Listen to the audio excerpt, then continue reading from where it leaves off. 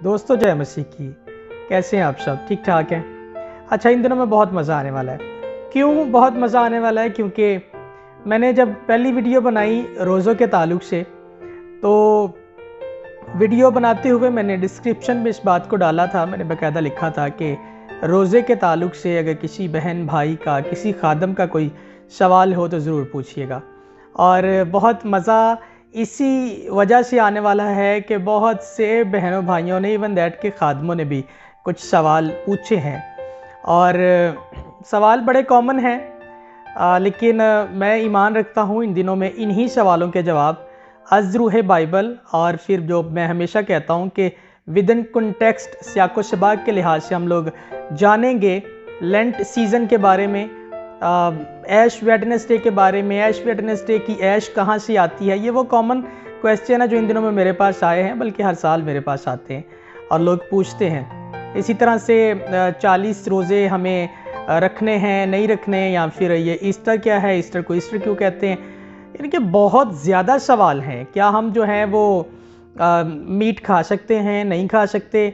और इसके साथ साथ जो है पूछा जाता है, हमारे इस्लामी भाई बड़ा एक क्वेश्चन करते हैं कि हमने सुना कि आप लोग जो हैं वो तवे की रोटी नहीं खाते, बाकी सब कुछ खा लेते हैं। मतलब कि हर एक के पास अलग अलग तरह के क्वेश्चंस हैं।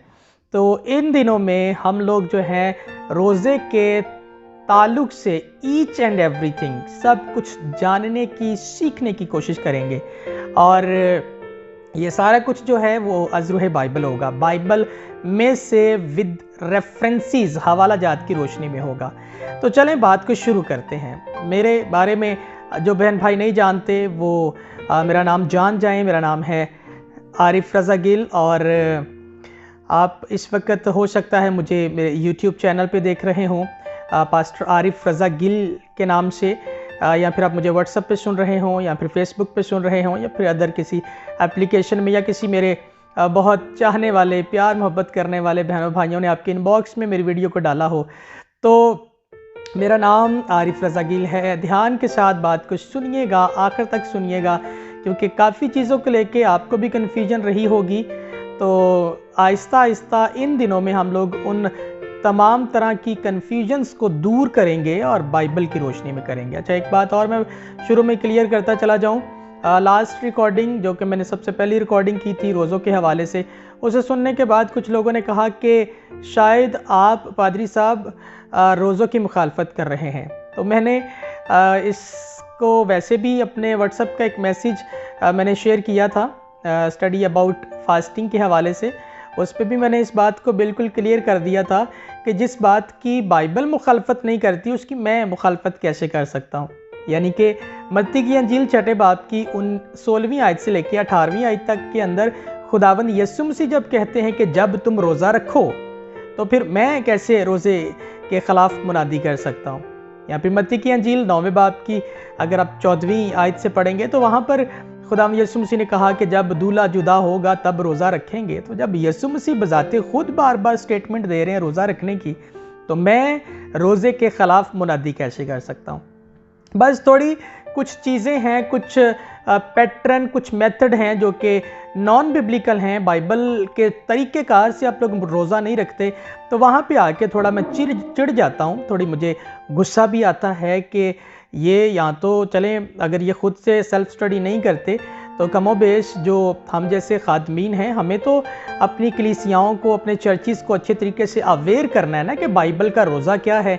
बाइबल के अंदर बुज़ुर्ग मूसा का पर्पस क्या था रोज़ा रखने का, एलिया का पर्पस क्या था रोज़ा रखने का, आस्तर ने क्यों रोज़ा रखवाया, डैनियल ने क्यों रोज़ा रखा, खुदावंद यीशु मसीह जो है जब वो 40 दिन की फाका कशी में गए तो वो क्यों किया और किसकी मर्ज़ी से किया? क्या वो इरादतन था, खुदावंद यीशु मसीह ने खुद रोज़ा रखा, या फिर होली स्पिरिट ने गाइड किया? सो बहुत ज़्यादा ऐसी बातें हैं जो कि बाइबल किसी और तरीके से जो है वो हमारे सामने रखती है, लेकिन हम जो है उनको बाज़-औक़ात किसी और तरीके से कर रहे हैं। और यही बात मैंने लास्ट एक वीडियो में कही थी कि हम कहते हैं खुदावंद तू हमारे बोझ उठा ले क्योंकि तूने कहा कि अपने बोझ मुझे दे दो। तो हम अनकम्प्लीट वर्सेस को पढ़ते हैं, कंप्लीट रेफरेंस को नहीं पढ़ते, कंप्लीट उसके कॉन्टेक्स्ट को नहीं समझते कि खुदावंद यीशु मसीह कहना क्या चाह रहे हैं या बाइबल तालीम क्या देना चाह रही है। अब वहाँ पे भी कहा गया कि अपने बोझ मुझे दे दो, लेकिन साथ ही अगर आप मज़ीद आगे पढ़ेंगे, मत्ती की इंजील 11वां चैप्टर है, तो जब आप मज़ीद आगे पढ़ेंगे तो लिखा है कि एक मेरा भी हल्का सा बोझ है, मेरा जुआ मुलायम है और मेरा बोझ हल्का है, वो उठा लो। बोझ उठाना नहीं चाहते, देना चाहते हैं। तो फिर बाज़-औक़ात हम अरसा दराज सालों साल दुआएं करते रहते हैं, सुनी नहीं जाती। सेम एज इट इज़ यही चीज़ जो है वो लागू होती है रोज़े के मेथड पे भी, कि हम बड़े रोज़े रख लेते हैं। कोई 1 दिन का रोज़ा रखता है, कोई 3 दिन का रोज़ा रखता है, कोई जो है वो 7 दिन का रोज़ा रखता है, 21 और बल्कि कुछ लोग तो 40-40 दिन का रोज़ा रखते हैं। वाह! और उसका रिज़ल्ट क्या निकलता है? रिज़ल्ट ये निकलता है 40 दिन का रोज़ा रख लेते हैं लेकिन उसके बाद भी जवाब नहीं मिलता। 7 दिन का रोज़ा रख लेते हैं, जवाब नहीं मिलता। 3 दिन का रोज़ा रख लेते हैं, जवाब नहीं मिलता। हर साल ये 40 रोज़े जो बांधे गए, हिप्पोलिटस ऑफ द रोम जिसने 222 में इन रोज़ों को जो है वो बांधा, तो ये सारे रोज़े रख लेते हैं हर साल, जवाब नहीं मिलता। वजह क्या है? उस वजह को मैं चाहता हूं कि हम लोग जानें, ताकि जब आप रोज़ा रखेंगे तो आपको पता हो कि बिब्लिकल तरीके से जब रोज़ा रखा जाएगा तो फिर ये कैसे हो सकता है कि खुदावंद के तरीक़ाकार से सारी चीज़ें हों और खुदावंद ब्लेस ना करे, खुदावंद दुआ ना सुने। How could this possible? मुमकिन नहीं है, मुमकिन नहीं है कि फिर हमारी दुआएं ना सुनी जाए या फिर हमारे रोज़े कबूल ना होंगे। चलें, ये बहुत ज़्यादा सवाल हैं, इसके अलावा भी और बहुत से सवाल हैं जो कि मुझसे पूछे गए हैं। तो एक वीडियो में तो ये सारी चीज़ें नहीं होंगी। जैसे मैंने पहली एक वीडियो बनाई थी रोज़े के ताल्लुक से, ये दूसरी होगी, फिर तीसरी, चौथी, पाँचवीं। जैसे जैसे खुदावंद का पाक रूह गाइड करता जाएगा, हम रोज़ों के ताल्लुक से भी सीखते जाएंगे और इसके साथ साथ मज़ीद कुछ और भी पाक रूह मुझे कहने के लिए, आप लोगों को सिखाने के लिए जो देगा, मैं वक्तन फ़वक्तन वीडियो की सूरत में आप लोगों के साथ शेयर करता रहूँगा। तो बात करते हैं बेसिक क्वेश्चन से, लेंट सीज़न क्या है और इसके साथ साथ लेंट सीज़न के साथ ऐश वेडनेसडे का क्या ताल्लुक़ है। तो एक बात मैं आप लोगों को बताता चलूँ, लेंट सीज़न और ऐश वेडनेसडे ये दोनों एक दूसरे के साथ जुड़े हुए हैं। यानी कि जब लेंट सीज़न आएगा तब ऐश वेडनेसडे आएगा, राख का बुध आएगा। राख का बुध आप जो है वो रोज़ों के अगले महीने में नहीं रख सकते, यानी कि अभी फेब है तो आप मार्च में राख का बुध नहीं कर सकते, अप्रैल में, मई में, जून में नहीं कर सकते। लेंट सीज़न और राख का बुध ये दोनों एक दूसरे के साथ जुड़े हुए हैं और जैसा मैंने कहा ये दोनों एक दूसरे के साथ जुड़े हैं, इसी तरीके से ईस्टर भी इन दोनों के साथ जुड़ी हुई है। यानी कि ये तीनों जो फेस्टिवल हैं या फिर जो ट्रेडिशनली कुछ चीज़ें हैं, ये एक दूसरे के साथ जुड़ी हुई हैं। इसको आप लोगों ने याद रखना है, ये एक दूसरे से जुदा नहीं है। क्यों जुदा नहीं है? क्योंकि जब आप इसकी हिस्ट्री को पढ़ेंगे तो हिस्ट्री में जब ये चीज़ें की जाती थी जिनको अब जो है वो मसीहियत के साथ जोड़ा गया, तब भी ये एक दूसरे से जुदा नहीं थी, तब भी ये एक दूसरे से जुदा नहीं थी। तो सिर्फ बेसिक चीज़ें बताने लगा हूँ, आप ज़्यादा सुनना पसंद नहीं करते क्योंकि बहुत लंबी रिकॉर्डिंग होगी तो आप सुनेंगे नहीं, इसलिए बेसिक चीज़ें दूंगा। बहुत जल्द मैं लेंट सीज़न पे सिर्फ एक वीडियो बनाऊंगा, राख के बुध पे, ऐश वेडनेसडे पे सिर्फ एक वीडियो बनाऊंगा अलग अलग करके। तो ये तीनों चीज़ें एक दूसरे के साथ जुड़ी हैं, इसको आप लोगों ने याद रखना है। अब लेंट जो है, इसका अगर आप इसकी जो अंग्रेज़ी का प्रॉपर वर्ड है वो है लिंटसन, और उर्दू में इसको लिंटसन जो है वो लिखते हैं और इसका मतलब होता है 40 या फिर 14th आप इसको कह सकते हैं इंग्लिश में। और वहीं से ये लफ्ज़ जो है इसका शॉर्ट निकला लेंट का मतलब मौसम बहार भी होता है और वैसे इसको जो है वो लफ्ज़ी तौर पर दुख, मातम, अफसोस करना, इस ज़िमरे में भी इस लफ्ज़ को लेके जाते हैं।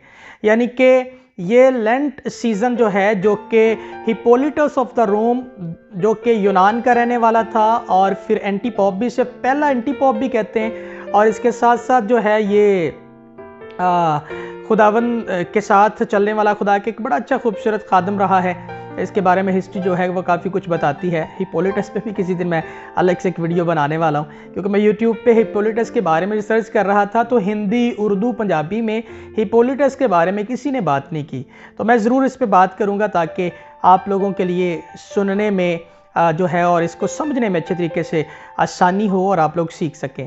तो हिप्पोलिटस ने 222 में जो है वो इन रोज़ों को जो है वो इसका एक कैजुअल, इसका एक शेड्यूल बनाकर जो है वो दिया, और तब से लेके अब तक जो है ये रोज़े जो हैं ये चलते आ रहे हैं। ठीक है, अब लेंट सीज़न जो है ये इन्हीं डेट्स जो कि फ़िक्स की गई हैं, इन्हीं डेट पर जो है ये शुरू होता है, और ये शुरू होता है राख के बुध से, ऐश वेडनेसडे से। अब ऐश वेडनेसडे की अगर बात करूं तो ऐश वेडनेसडे, ऐश का मतलब होता है राख और वेडनेसडे का मतलब होता है बुध। और ऐश वेडनेसडे पे कुछ रिचुअली, कुछ जो है वो ट्रेडिशनली, क्योंकि कुछ चीज़ें जोड़ दी गई हैं अहली मसीहियत के साथ, क्रिश्चियनिटी के साथ, जो कि मैं इस हक़ में नहीं हूँ, बल्कि मैं तो अगर ये कागज़ी कार्रवाई के तौर पर क्रिश्चियनिटी एक मज़हब डिक्लेयर ना हुआ होता तो बाइबल तो इसके बारे में कुछ और ही कहती है। अगर आप यूहन्ना की अंजील 3 बाब की 16वीं आयत को पढ़ें तो यूहन्ना 3:16 के मुताबिक तो खुदावंद यीशु मसीह को पूरी दुनिया के लिए दिया गया। वो अलग बात है, आगे हम देखते हैं कि खुदावंद यीशु मसीह के शागिर्द यीशु मसीह के जाने के बाद जब मुनादी कर रहे थे तो लोगों ने उनको मसीही कहना शुरू किया, क्योंकि वो मसीह की तरह सारा कुछ कर रहे थे। उसी की तरह वो घर घर, गली गली, कूचा कूचा जो है वो जाते और मसीह का प्रचार करते, तो लोगों ने उनको वो मसीही कहना शुरू कर दिया। और आगे आके 3री सदी में आके वो बाकायदा इसको मज़हब करार दे दिया गया। अगर ये मज़हब करार ना दिया जाता तो आज सिर्फ़ और सिर्फ हमारे पास एक टाइटल होता क्राइस्ट फॉलोवर का, क्राइस्ट फॉलोवर यानी कि मसीह के पैरोकार। इसके अलावा और कोई हमारे पास जो है वो डेजिनेशन ना होता। इसके अलावा इसके साथ साथ जो है अगर हमारे पास क्राइस्ट फॉलोवर का ये डेजिनेशन होता तो फिर तो पक्की बात है कि हम सबको अपने मिशन का भी पता होता कि हम क्राइस्ट फॉलोवर क्यों बने हैं। अच्छा, ये कुछ बातें शायद आप लोगों को लग रहा हो कि टॉपिक से हटके हैं, लेकिन इन सारी बातों का टॉपिक के साथ, आज के हमारे टॉपिक के साथ एक गहरा ताल्लुक है, गहरा रिश्ता है। इनके बगैर तो नया अहदनामा, क्योंकि ग्रेट कमीशन पे ही तो सारी चीज़ें टिकी हुई हैं। आप पतरस को, पलूस को, अपलूस को, इब्तदाई कलीसियाओं को, शागिर्दों को, रसूलों को, इब्तदाई कलीसियाओं के जो एवेंजलिस्ट चुने गए, पास्टर चुने गए, शेपर्ड चुने गए, अपोस्टल और प्रॉफिट चुने गए, वो सब ग्रेट कमीशन का तो काम कर रहे थे, ग्रेट कमीशन के तो काम कर रहे थे, इरशाद आज़म की तकमीली तो कर रहे थे, यीशु के बारे में बताते थे, यीशु की मसलूबियत के बारे में बताते थे, ओल्ड टेस्टामेंट के अंदर इस ले जाते थे, उसकी पेशन गोइयों के बारे में बताते थे, और लोग जो है वो खिंचे चले आ रहे थे। अच्छा, बड़ी माजरत के साथ ये कहना पड़ता है कि ये काम आज जो है वो बिल्कुल कोई 10% लोग ऐसे कर रहे हैं, नहीं तो 90% कुछ और ही कर रहे हैं। चलें वापस आते हैं उसी राख के बुध पे। तो मैं बात कर रहा हूँ राख के बुध की। तो राख का बुध जो है ये जो बुध वाले दिन से जब ये रोज़े शुरू होते हैं तो एक जो है वो क्या कहते हैं उसे, राख यानी कि ऐश जो है वो लगाई जाती है माथों पे क्रॉस बनाई जाती है। और ये ऑर्थोडॉक्स, एंजेलिकल और जो है हमारे कैथलिक भाई बहनें वो इसको जो है वो ये रसूमात आपको करते हुए नज़र आएंगे। और अब बात ये करना चाहता हूँ कि ये राख, पहली बात तो ये है कि ये राख आती कहाँ से है, और बाद में फिर इसको ये भी सीखने की कोशिश करते हैं कि ये राख लगाने के बारे में बाइबल भी कोई तालीम देती है या नहीं देती, क्योंकि हम बाइबल के मानने वाले हैं, मसीह के मानने वाले हैं, और बाइबल के अंदर जो चीज़ें लिखी हैं उन चीज़ों को कॉन्टेक्स्ट के लिहाज से अगर वो हमारे लिए हैं तो उनको करते हैं, जो हमारे लिए नहीं है उनको हम लोग नहीं करते। तो राख के बुध की बात करें तो राख के बुध पे जो राख लगाई जाती है, ये इसको ज़रूर याद रखिएगा, ये राख है, खाक नहीं है, यानी कि मट्टी नहीं है, ये राख है, ऐश है। तो ये राख कहाँ से ली जाती है? ये जब आप लोग पाम संडे की इबादत करते हैं या पाम संडे का जब आप लोग जो है खजूरी एतवार का जुलूस निकालते हैं, तो जुलूस निकालने के बाद जब आप लोग वापस आते हैं, तो वापस आने के बाद जो है आप अपनी जो खजूर की डालियाँ होती हैं वो डालियाँ ला के दे देते हैं चर्च को, अपने चर्च को। अब वो क्या करते हैं, उन डालियों को पकड़ते हैं और उन डालियों को पकड़ने के बाद जो है उनको इकट्ठा करते हैं, उनको सुखाते हैं। सुखाने के बाद फिर उनको जलाते हैं। जलाने के बाद उन खजूर की डालियों की राख बनाकर, ऐश बनाकर उसको रख लेते हैं। बल्कि मैं तो स्टडी कर रहा था कि बाद में राख को मसा भी किया जाता है, उसको जो है उसको ओनाइंटेड करते हैं, उसको मसा करते हैं, उस पर प्रेयर करते हैं। अब मेरी समझ में नहीं आता कि ये सारी चीज़ें जो हैं जब नॉन बिब्लिकल हैं तो फिर हम ये कैसे कर सकते हैं, क्यों करते हैं, और अगर करते हैं तो कुछ ना कुछ तो इसका कुछ स्क्रिप्चर होना चाहिए ना, कि अगर ये बिब्लिकल नहीं है या फिर अगर खुदावंद यीशु मसीह ने हमें ये इजाज़त ही नहीं दी या ऐसा कोई हुक्म नहीं दिया तो फिर हम उसको कैसे कर सकते हैं। तो ये ऐश जो है ये वहाँ से ली जाती है, डालियों को जला के रखते हैं और फिर जब अगला साल रोज़ों के दिन आते हैं, रोज़ों के दिनों पे जब राख का बुध आता है तो तब ये जो है वो ऐश लगाई जाती है क्रॉस बना के। अब बाज़ इस पे भी आवाज़ उठाते हैं कि वो क्रॉस भी प्रॉपर क्रॉस नहीं बनाते, वो कुछ एक्स टाइप शेप होती है।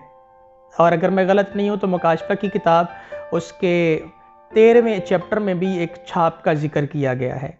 चलें, वो अलग से एक टॉपिक है, लेकिन उसको ज़रूर आप लोग स्टडी कीजिएगा। तो ये अगर आप लोग करवाते हैं, करते हैं, देखिए मैं हमेशा एक बात कहता हूँ कि हम खादिम हैं। मुझे किसी ने पिछले दिनों में एक सवाल पूछा कि कुछ ऐसे चर्चिज़ हैं जहाँ पर लेडीज़ जो हैं वो दुपट्टा नहीं लेती या फिर उनका पहनावा ठीक नहीं होता। तो उन्होंने कहा जी क्या ये ठीक है, उस वहाँ के खादम को पकड़ना नहीं चाहिए? तो मैंने उनको एक बड़ी स्ट्रेट फॉरवर्ड एक जवाब दिया था, आप सबों को भी देना चाहूँगा क्योंकि वो इसी के साथ जुड़ा हुआ है, कि आपके चर्च के पादरी का काम है आप लोगों को बताना, आप लोगों को सिखाना, ना कि उन सारी चीज़ों को आप पर थोपना। मतलब चर्च का पादरी तो कहेगा कि ये चीज़ें करनी है, ये नहीं करनी, आगे फैसला तो आप लोगों के पास होता है ना कि आप लोगों ने उसको करना है या नहीं करना। तो सेम एज इट इज़ मेरा काम है आप लोगों के सामने सच्चाई को रखना, जो कि यूहन्ना 8:32 के मुताबिक कहा गया है कि जो सच्चाई से वाकिफ़ होगा सच्चाई उसे आज़ाद करेगी। तो सच्चाई आप लोगों के सामने रखना कि ये सच्चाई है। अगर चीज़ें नॉन बिब्लिकल हैं या फिर नॉन बिब्लिकल एक्ट हैं तो फिर हम उन सारी चीज़ों को कैसे कर सकते हैं? या तो बाइबल उसको सपोर्ट करे, स्क्रिप्चर उसको सपोर्ट करे, तो फिर तो वेल एंड गुड है। लेकिन अगर बाइबल के स्क्रिप्चर सपोर्ट नहीं करते, यीशु ने कहीं कोई हुक्म नहीं दिया, और जो है ओल्ड टेस्टामेंट की भी चलें अगर मैं बात करूं तो उसमें भी ऐसा कोई हुक्म आपको नहीं मिलेगा, तो फिर जो चीज़ें हैं ही नहीं फिर उनको हम कैसे कर सकते हैं? अच्छा, यहाँ पर कुछ डिनोमिनेशनल जो बंदे हैं जो डिनोमिनेशन को बड़ा सपोर्ट करते हैं या फिर जो रिलीजियस एक्टिविटीज़ को बड़ा सपोर्ट करते हैं या फिर उनको खुद भी सेलिब्रेट करते हैं, वो अक्सर इस बात पे फिर आवाज़ उठाते हैं कि जो है आप ऐसी तालीम दे रहे हैं तो आप जो लोग रोज़ा रखते हैं आप उनकी भी एक्टिविटी को ख़राब कर रहे हैं। मैंने शुरू में भी कहा, मैं अभी फिर से कह रहा हूँ कि मैं रोज़े की मुखालफत नहीं कर रहा, लेकिन वो रोज़ा जो कि बाइबल के अंदर है वो तरीक़ाकार कुछ और है, वो मेथड कुछ और है। मैंने पहली वीडियो में 3 तरह के मेथड आप लोगों के सामने रखा था। रिलीजियस फास्टिंग अलग होती है और इसी तरह से जॉन द बैप्टिस्ट और उसके शागिर्द भी रोज़ा रखते थे, लेकिन यीशु मसीह ने भी जब रोज़े का एक जिक्र किया वो बिल्कुल उससे हटके है, जो रसूलों ने भी आगे जाके रखे, उनके पर्पस भी बिल्कुल हटके हैं। अगली वीडियो में ज़रूर बनाऊंगा कि बेसिकली बाइबल किन किन पर्पसेस के लिए रोज़ा रखने के लिए कहती है। पर्पस भी तो हमें पता होना चाहिए ना, बाइबल किन पर्पसेस को सामने रखती है, क्योंकि हम बाज़ औक़ात ऐसे ऐसे पर्पस रख देते हैं खुदा के सामने। अब लड़का लड़की के लिए, लड़कियां लड़कों के लिए वो रोज़ों में ठहर जाते हैं। मतलब नॉन बिब्लिकल चीज़ें करेंगे तो फिर कहाँ सुनी जाएंगी? फिर तो वही हो सकता है इन चीज़ों को पूरा कर दे जो जिसे इस जहाँ का खुदा कहा गया, क्योंकि वो वैसे भी नकल करने में और फिर जो है वो भेष बदलने में बड़ा माहिर है। बाइबल कोड करती है वर्ड्स को, नौरानी फरिश्ते की सी शक्ल भी वो इख्तियार कर लेता है। तो मेरे प्यारे बहनों, भाइयों, साथियों, दोस्तों, खुदारा अगर आपकी बात समझ में आई है कि लेंट सीज़न जो कि हिप्पोलिटस ने बांधा, इस सिस्टम को बांधा, और इसके साथ साथ राख का बुत जो है, ये दो चीज़ें नॉन बिब्लिकल एक्ट हैं। हाँ, लेंट सीज़न के दौरान में जो रोज़े रखे जाते हैं, रोज़ों की मुखालफत नहीं कर रहा। मैं नहीं कहता कि आप रोज़े ना रखें, 40 रोज़े आए हैं, 40 रखें, 50 रखें, 100 रखें, 200 रखें, 365 दिन रोज़े रखें।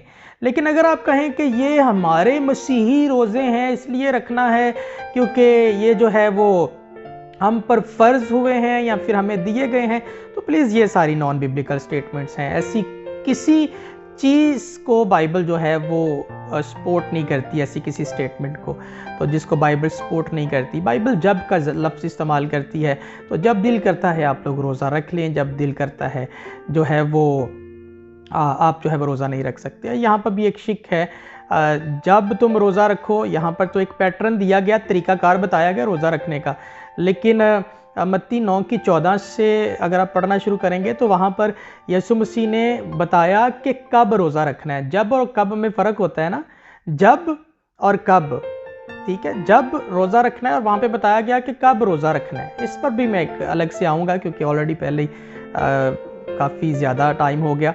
सो ये दो चीज़ें आप लोगों के सामने रखनी थी, आप लोगों का सवाल था, इसलिए मैंने आप लोगों के सामने इस बात को रखा कि जो है वो लेंट सीज़न और इसी के साथ साथ जो है ऐश वेडनेसडे, ईस्टर जो है, ये सारी चीज़ें एक दूसरे के साथ जुड़ी हुई हैं, और क्योंकि एक दूसरे के साथ जुड़ी हुई हैं इसलिए आपको ये हमेशा इकट्ठी ही मिलेंगी, अभी भी, और फिर मैं कह रहा हूँ हिस्ट्री में भी, तारीख़ में भी। तारीख़ को आप लोग ज़रूर स्टडी करने की कोशिश कीजिएगा क्योंकि वो एक लेंथी सब्जेक्ट हो जाएगा।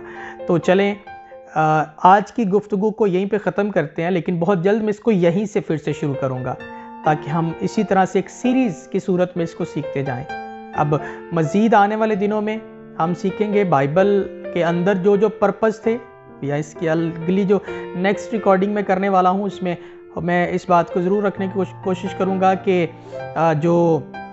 क्या कहते हैं, इसके पर्पसेस बाइबल जो है वो क्या मकासद बताती है, हमारे मकासद कौन से होते हैं, बाइबल किस तरह से रोज़ा रखने के लिए कहती है, उसका भी एक पैटर्न बाइबल के अंदर है।